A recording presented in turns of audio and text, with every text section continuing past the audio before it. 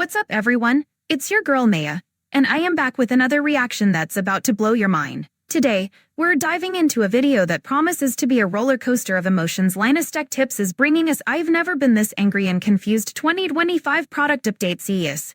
Now, I don't know about you, but when it comes to tech updates, I'm usually just confused, so this should be a wild ride. Get ready for some laughs, some wait what moments, and maybe a few tech meltdowns. If you're as curious as I am about what has Linus feeling all kinds of ways, stick around, and hey, if you're loving the vibes, don't forget to hit that subscribe button and give me a thumbs up. Let's jump right in. AMD's announcement today is flipping incredible. The Ryzen 9 9950X3D looks like the fastest consumer CPU on the That Ryzen 9950X3D is making some big claims. Fastest consumer CPU, that's a bold statement. If it lives up to the hype, gamers and creators are about to level up their game. I mean, who doesn't want their rig to be the fastest on the block? This could change the whole game for performance enthusiasts. CPU on the planet, bar none. They teased their new RDNA 4 desktop GPUs, and their mobile lineup looks poised to absolutely dominate, with chips boasting 24 hours of battery life, all the way up to this monster that sucks back up to a whopping 120 watts to power its desktop class onboard graphics. All of which sounds great. So why am I so confused and pissed off right now? Because as good as the technology is... Alright, we're diving into the drama. If Linus is confused and pissed off, you know something's up. It's like when you find out your favorite snack is discontinued. Great tech, but something's off. I'm all ears for the tea. What's got him riled up? It really does look... Give your headset a new lease on life with Wicked Cushion's replacement ear pads. They offer impeccable comfort and more than a dozen awesome looks. Get your own Wicked Cushions using our link in the video description today.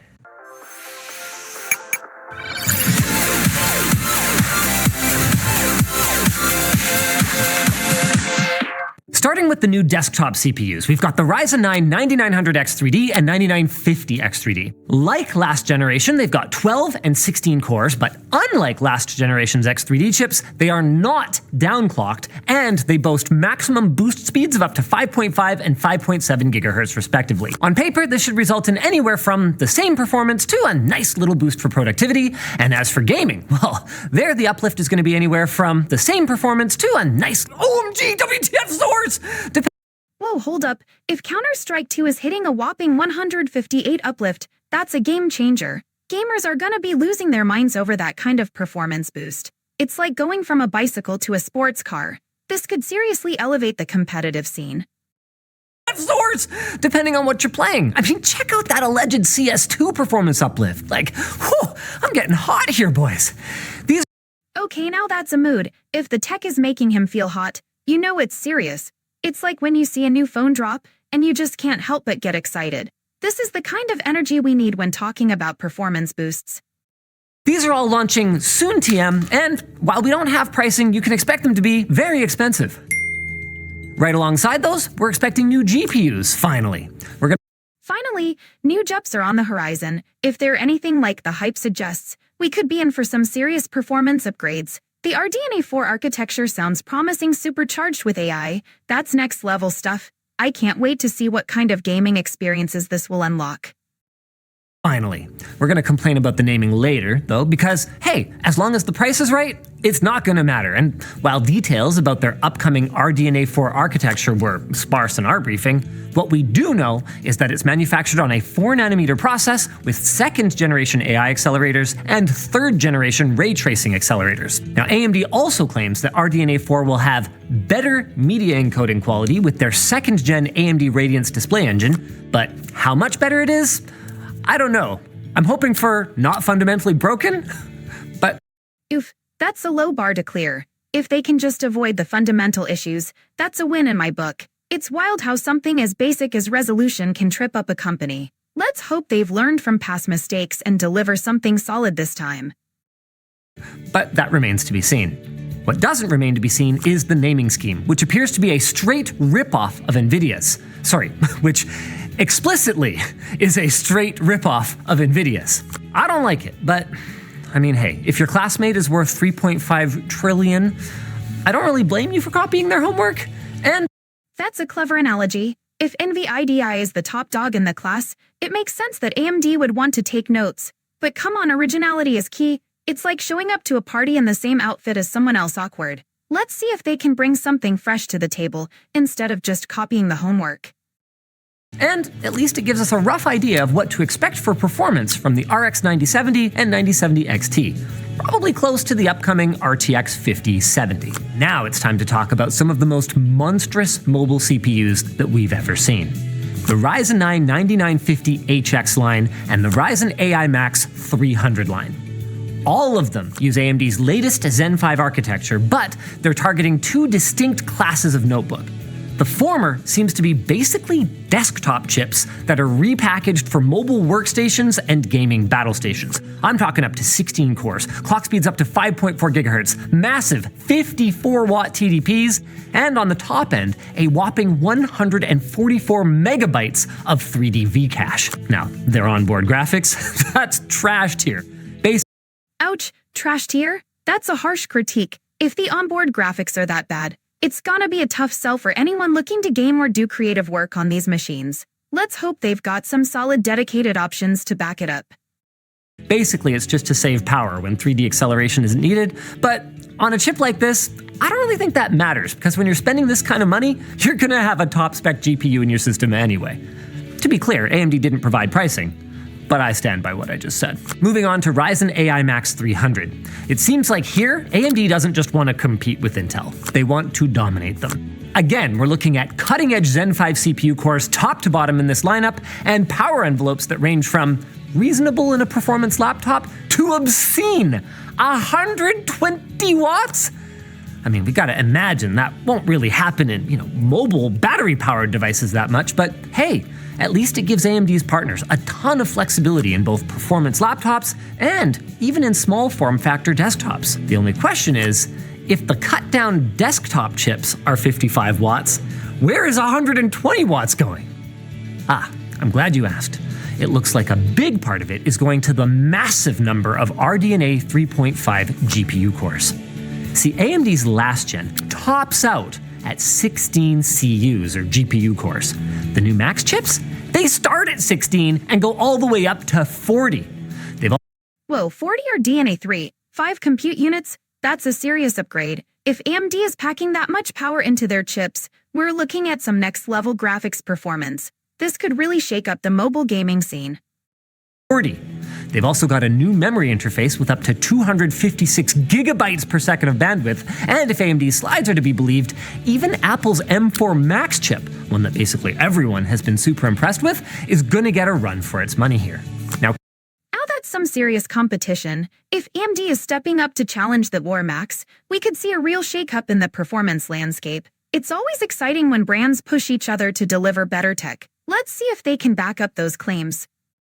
Money here.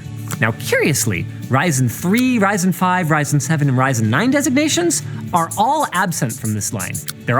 That's interesting. No Ryzen 3, 5, or 7. It's like they're skipping straight to the big leagues with the Max branding. Maybe they're trying to position these chips as the ultimate performance options. It'll be intriguing to see how that plays out in the market. This line. They're all just Max, or Max Plus, or Max Plus Pro. So figuring out what you're buying here, it's gonna be a nightmare. Wait. Oh man, that sounds like a recipe for confusion. If the naming scheme is already a mess, consumers are gonna have a tough time figuring out what's what. It's like trying to navigate a maze blindfolded. AMD better have some clear marketing to help us out. Wait, sorry. No, bad Linus. We'll talk about the branding mess later. For now, while it's still hard to say how much AI and NPUs are going to actually improve your day-to-day life, the entire Max line can do 50 TOPS, or trillions of operations per second, and for comparison, Intel's 285K, launched late last year, maxes out at 36. So maybe Intel can out-AI the non-Max Ryzen AI 300s? Not likely. On top of having the same 50 top NPU, these non-Max chips are all using Zen 5 cores and RDNA 3.5 graphics, just with lower core counts, cache, and power consumption. Okay, it's not actually quite that simple. Some of the cores in the non-Max chips are actually Zen 5C, which is short for compact, which can result in lower clock speeds, but can also result in better efficiency. So in mobile devices, which are often thermally constrained anyway, it might be an okay compromise. Only time will tell. Moving on to the product I'm most interested in, it's time to talk about Ryzen Z2 handheld gaming chips. And Now we're talking Ryzen's Duo handheld gaming chips. This could be a game changer for portable gaming. If AMD is stepping into the space, it could mean serious competition for existing handhelds. I'm all in for better battery life and performance. Let's see what they've got. handheld gaming chips, and these ones are, well, they're a little disappointing actually. Oh no, disappointing? That's not what we want to hear. If AMD is dropping the ball on handhelds, that could be a huge letdown for gamers looking for a solid portable option. I'm curious to know what's missing or underwhelming about them. The Z2 Extreme does get a CPU upgrade, it's Zen 5 now, and RDNA 3.5 graphics, but it only gets 3 full-size cores and 5 compact ones. We do get 4 more GPU cores. Also, the regular Z2, the non-Extreme, that's still Zen 4 and RDNA 3, so it's basically just a Z1 Extreme. Wow, so it's just a rehash of the Zone Extreme? That's a bit underwhelming. If they're not bringing anything new to the table, it might not excite gamers looking for a fresh experience. AMD really needs to step up their game in the handheld market. As for the Z2 Go, I was really excited about this one when I first saw it. I was thinking, man, 4 cores? That's still plenty for older and lighter games. This thing is gonna rock for like super compact gaming handhelds. Then my hopes were dashed. Zen 3 Plus on the CPU? Guys, that's a chip that is already feeling a little long in the tooth and is not very efficient by current standards. What an absolute missed opportunity. Seriously, what a letdown. If they had the chance to innovate and went with an outdated chip, that's a huge missed opportunity for AMD. Gamers are looking for cutting-edge tech, not something that feels stale. They really need to step it up if they want to compete. Finally, last and least, they showed off the remainder of their Ryzen 200 series mobile chips. Wait, Ryzen 200? I thought this is Ryzen 300 announcement. That's right, coming as early as Q2 2025, you can buy old-school Zen 4 processors. To AMD's credit, I mean, I guess at least they fixed the issue they had before where the first number and the product number did not indicate the architecture. But Finally, some clarity. If they're fixing the naming confusion, that's a step in the right direction. But come on, it shouldn't have taken this long. Consumers need to know what they're buying without having to decode a secret message. Let's hope they keep it straightforward moving forward. But this is still super messy. Anyway, with these 200 series chips, we either get removed or chopped down NPUs, and in any case, they're not powerful enough for Copilot Plus, and then we get a mix of either full-size or compact Zen 4 cores with RDNA 3 GPUs. These are last-gen through and through, so all I can really hope for is that they'll be affordable. I mean, to be clear, there's nothing wrong with having a last-gen product, as long as it comes at a discount and it's clear what the customer is buying. Especially on mobile, where efficiency is so important and where it's changed so much over the last couple of years. And to AMD's credit, they kind of accomplished this by at least calling all the Zen 4 stuff Ryzen 200. But I am still finding AMD's branding extremely messy. Totally agree. If the branding is a mess, it just confuses consumers. Clear and straightforward naming is crucial, especially in a competitive market. AMD really needs to streamline their approach so people know exactly what they're getting. If Ryzen 9 is top of the line, well then why does a Ryzen 9 200 series exist at all? And what the heck is Max? Speaking of which, while we're at it, what is Max Plus? Seriously, what is Max Plus? It sounds like they're just throwing buzzwords around at this point. If they can't clearly define what these terms mean, it's going to leave consumers scratching their heads. Clear branding is key, and right now it feels like a jumbled mess.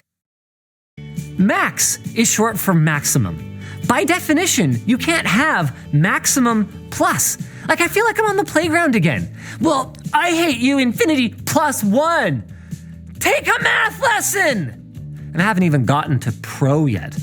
I do understand the appeal of charging your business customers a bit extra for your fleet and remote management and security features. But in practice, isn't this the kind of thing that could just be a software unlock? I mean, they are almost certainly the same physical chip, Do you really need to add a pro version of nearly every CPU in the lineup? It's just confusing. Absolutely. It's like they're trying to overcompactal of things for no reason. If the lineup is already confusing, adding more variations just makes it worse. Consumers want clarity, not a puzzle to solve. Finally, AMD, stop changing your GPU names. The big change, going from hundreds to thousands with the 5000 series, that was mostly okay. But then recently you reintroduced XTX, and then you added this weird GRE variant, and then now you're moving the numbers around again.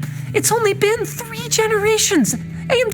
Seriously, 3 generations and they're already playing musical chairs with the names? That's a recipe for confusion. If they keep this up, consumers are going to have a hard time keeping track of what's what. Consistency is key, AMD. AMD, I'm getting whiplash here. I mean, I get it. You want to simplify things and make it easier to compare with NVIDIA. But guys, if we're being honest, you only want that comparison when it's convenient. And as soon as you fall behind again, you're going to want to obfuscate it again, and then we're left with a whole new mess. Do you know how easy it is for NVIDIA's customers to upgrade? I want a new GPU. I just buy that thing, but with a higher number at the beginning. There's a reason that Apple just calls it iPhone every year. AMD, you gotta solve this. Absolutely. If AMD wants to stay competitive, they really need to streamline their branding and naming conventions. Clear and consistent messaging is crucial for consumers to make informed choices. Let's hope they take this feedback seriously. Man, seriously, that deck. Anyway, most of the products do look awesome, and like I said before, I'm excited to get my hands on them and review them, but man, knowing all this stuff, it's like my job, and even I'm having a hard time keeping it all straight. We literally made a video just last year about AMD's trash naming scheme and how to decipher it, and now— Wow, it sounds like this naming scheme has been a long-standing issue. If they're still struggling with it after a whole video dedicated to deciphering it, that's a clear sign they need to rethink their approach. Consistency and clarity are crucial for consumers. And now it's completely out of date. You guys— And that's a wrap, folks. We just survived the emotional roller coaster that was Linus Tech Tips. I've never been this angry and confused. 2025 product update CES. Let's do a quick recap. We started with the Ryzen 9 9950X3, just throwing down the gauntlet for fastest consumer CPU. Fingers crossed it's not just a hype train. And when Linus got all I can't even on us, I swear it felt like discovering your favorite pizza joint switched to pineapple toppings. Not cool? By the end, we are looking at some new GPUs promising some serious firepower, but also encountered AMD's naming mess that might leave us more confused than a cat in a dog park.